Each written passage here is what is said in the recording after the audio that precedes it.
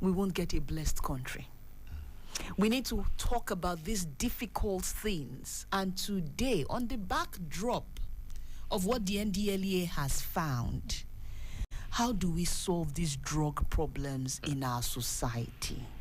What should be the appropriate punishment for anyone caught with drugs? You see,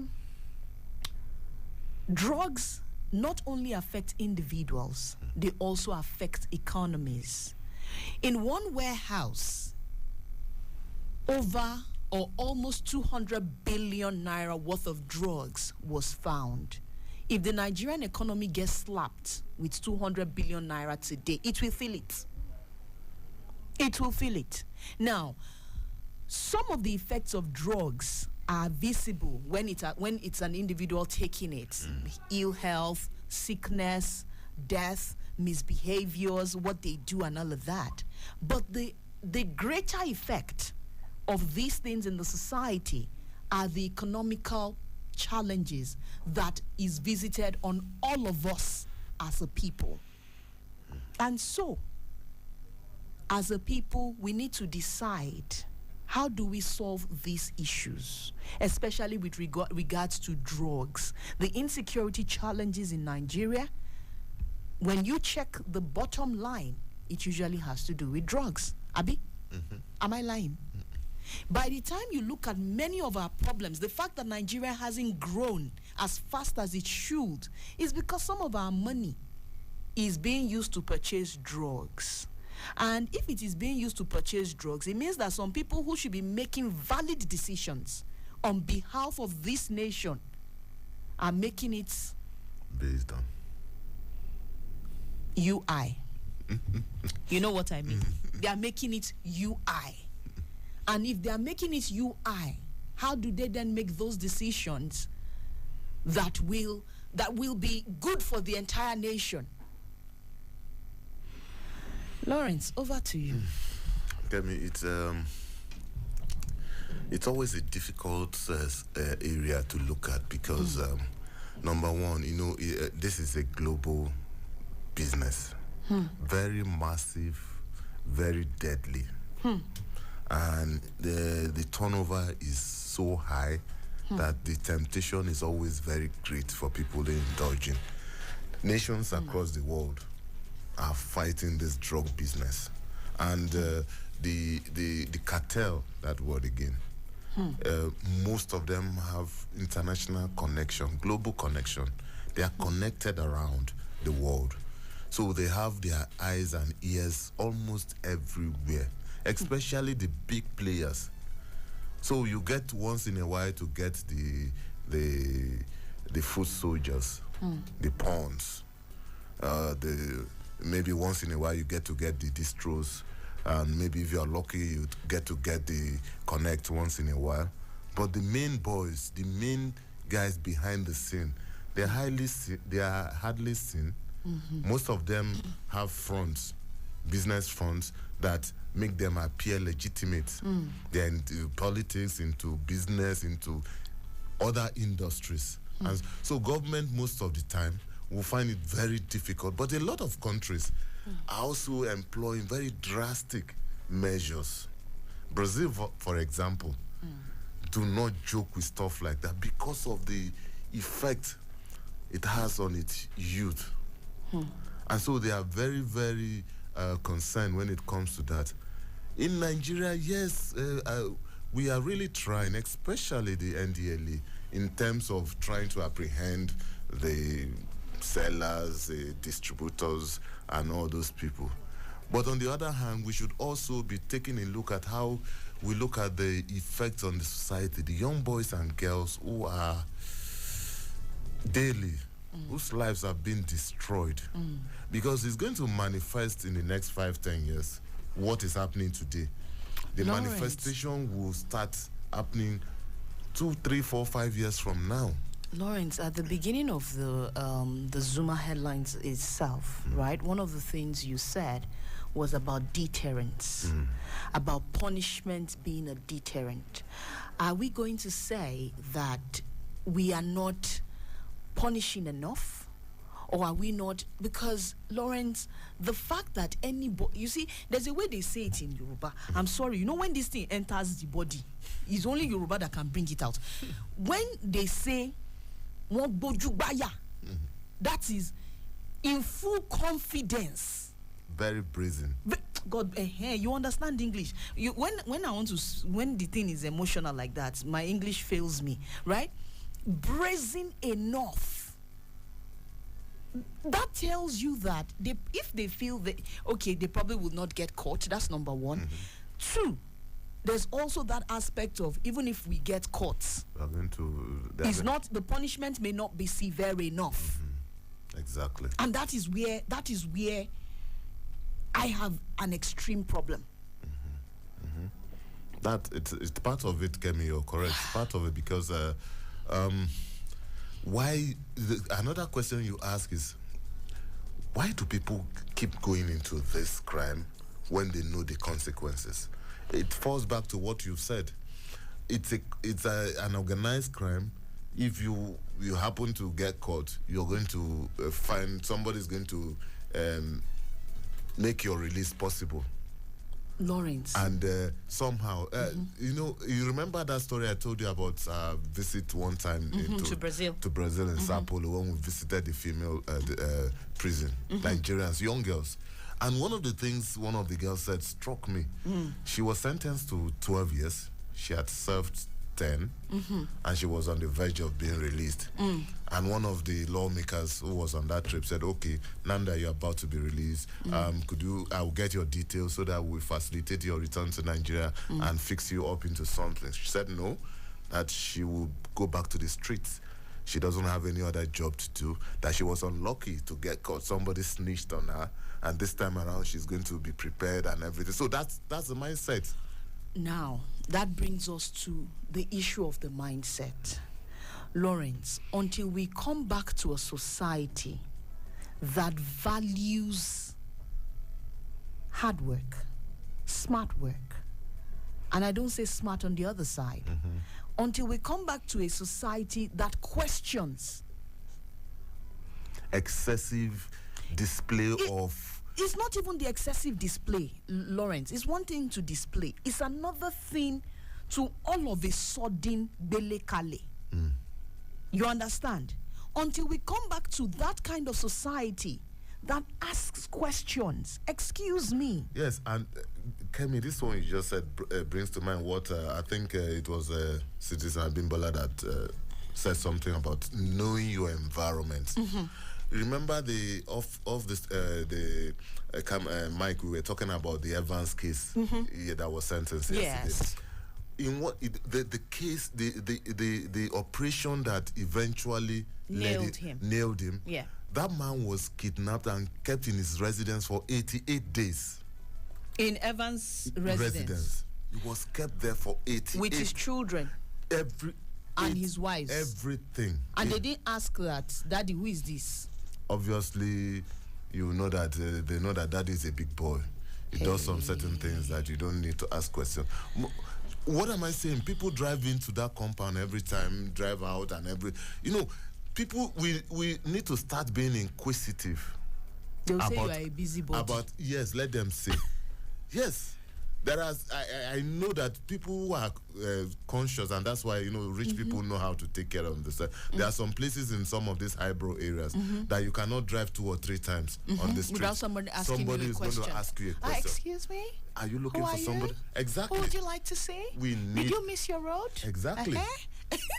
And you're right. Yes, so we need to be security conscious. You see a particular van drive into this compound every 2 days and spends 24 hours, then drives out, or drives in only at night and drives out very early in the morning. You see a tinted vehicle get into this compound at a particular time of the day, every time like that, clockwise, for the next 2-3 weeks. And you don't see people in that compound. Sometimes for 4 weeks, you don't see anybody in that compound. Suddenly, you begin to see 1 or 2 people, then you don't see anybody. Things like that, you need to be...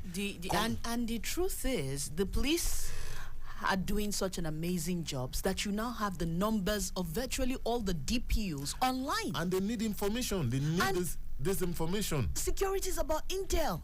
You don't even have to tell them who you are.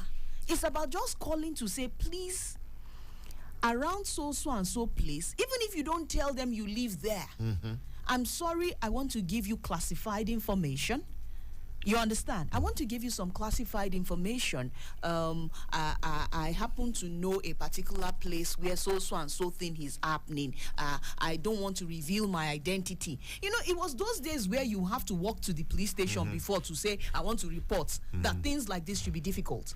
But I don't want to reveal my identity. This is classified information. This is what I have noticed. I just said I should bring it to your notice. Simple. Exactly, Kemi. And then this one, whether we like it, we have to talk about it. Our display of excessive and annoying, disgusting wealth that cannot be accounted for. There's nothing wrong for a man who has worked hard for his money to live good.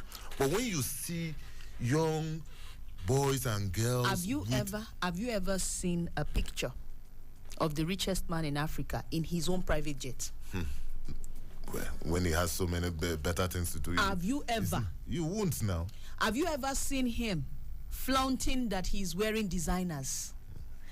You see, one of the things I say, especially in my own private space, where I don't like to reveal on the radio, once you see money being displayed that way, once you see money being displayed that way, it is very questionable.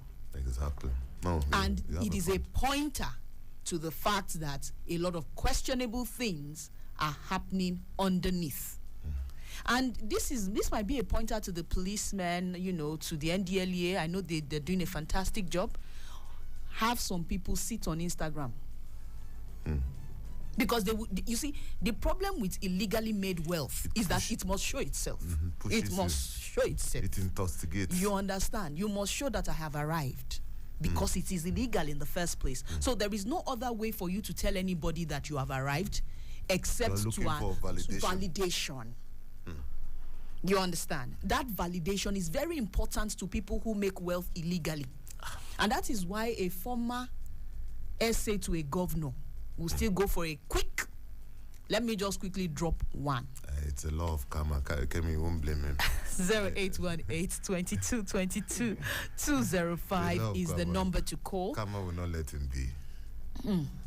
Karma will be telling him, you need to go and pay the price. Yeah, one last one. Have you heard confession of armed robbers? They were caught during the last operation. The man will say, okay, no, I've given up. And then the group member will say, okay, just let this go, this last one. That is the finito. That's it. And this might be a call to anyone who's doing something untoward. Perhaps Lawrence and I are the prophets that has been sent to you. So that they won't say you didn't hear. So that they won't say you didn't hear. Just in case you're listening. Perhaps today might be the day you should hands off and say, I will not do it again. It is true that people who get into illegal stuff, you know, find it difficult to pull out. But this might be an opportunity. It's not funny, Lawrence. No. See, Lawrence, I'm one of those who believe that many saints were once sinners. Do you understand? If you have the grace to jawole, that is, to remove your hands today, please, by all means, know that here on Citizen FM 93.7, we encouraged you to. Because if after today they catch you, we will still announce you on this our radio station, even though we didn't know you that you understand. And that said, you can place your call through to 0818 22 22 205 0818 22 22 205. How do we handle this menace in our society? Alternatively, you may call 0903 22 29 797 0903 22 29 797. This one is from Bode. It's a WhatsApp message. Morning, Madam Kemi. You shocked me. You left us like a you left us like a mother who left his children without notice. Bode, I apologize. Hello, good morning. Hello, good morning. Hello. I picked your call, but I can't hear you. Oh, sad. Okay, maybe you can call back again. We'll appreciate it. 0818 22 22 205. 0818 22 22 205. Alternatively, you may call 0903 22 29 797. And this is also a public. Well, it's not a paid announcement, but it's on behalf of the NDLEA. If you're a foot soldier for any of those people and you are willing to come clean, you can call them and just tell them. They will protect you. Hello, good morning. Hello, good morning. Good morning. What's your name and where are you calling from? This is Samuel calling from Yanya. Samuel, good to have you on the program this morning. Thank you very much. Right, go ahead. My sister, I think the problem is there's no stiffness in our law. Because, most times these people commit this crime and they have the big boys, as you earlier said. They find themselves out. But when you begin to have punishment that will make other people know that if I'm caught in this act, this is the penalty I'm going to. Samuel, what penalty do you think will be appropriate? What penalty do you think we should put in place? Today they get jail terms. I don't know. For you, what do you think? The jail term sometimes is not even enough. The jail term sometimes is not enough. And most of these people, they find a way out. You don't even hear about them again. That's the problem. So what would you say is enough? And sometimes they should be sentenced and have the very, I don't want to mention the other way, like in China, if you're caught, you're hung. If you're caught stealing the government money, you are killed. If one or two persons are put in that direction, I think.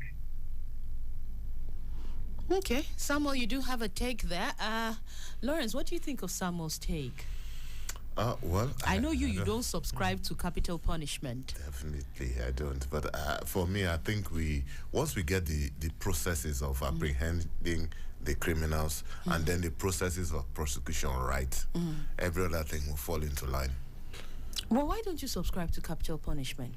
Because I've read a lot of literature and with a lot of research, there has not been any scientific proof that capital punishment would necessarily deter people from this. Would you say that countries? No, it's not that it's going to deter everybody, but there are countries. No. There's a lot of. If you Google, there are a lot of literature over the years done by a lot of people. There have not been any proof that a country that has capital punishment for armed robbers will have less incidents of armed robbery than the other country. What works is that people, when they get caught, they get prosecuted. Nobody wants to spend a day in prison. Anyways, even the capital punishment itself, the governors don't sign it. So what are we talking about? The last governor to sign was Governor Adams Oshomole. So... But then, 0903 2229 797, 0903 2229 797, or 0818 2222 205. Hello, good morning. Hello. I don't know what it is with that line, but you may try the other one, which is 0903 2229 797, 0903 2229 797. You may try that one if you're unable to get through to this other one. Hello, good morning. Hello. Citizen Abimbola, I see you, but I don't know. Hello. Okay, there's something wrong with that 0818 line. There is something wrong with it. Please call 0903 2229 797. A few more calls, perhaps one or two, and we'll call it a day. If you're unable to get through to that one, I don't even know what to do with the phone lines now. Let's try this again. Hello, good morning. Hello. Morning. Good morning, Citizen Abimbola. Finally. Coming back again. Welcome. We seem to have ignored the areas of all these little drug sellers around the stations. All the stuff. Sorry, Citizen Abimbola, we didn't hear you. The line is not very clear. I can hear you very clearly. Okay, good. No, we're talking about how to, minimize the menace of drugs in our society. Yes, the way it starts. Whatever happened to the whistleblowing policy, I think they should upgrade it to one of the commission.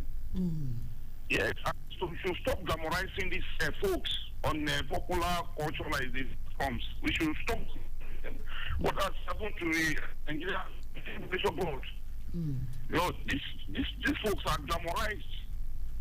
They should play it down. Give it less publicity. Don't glamorize them on which popular culture.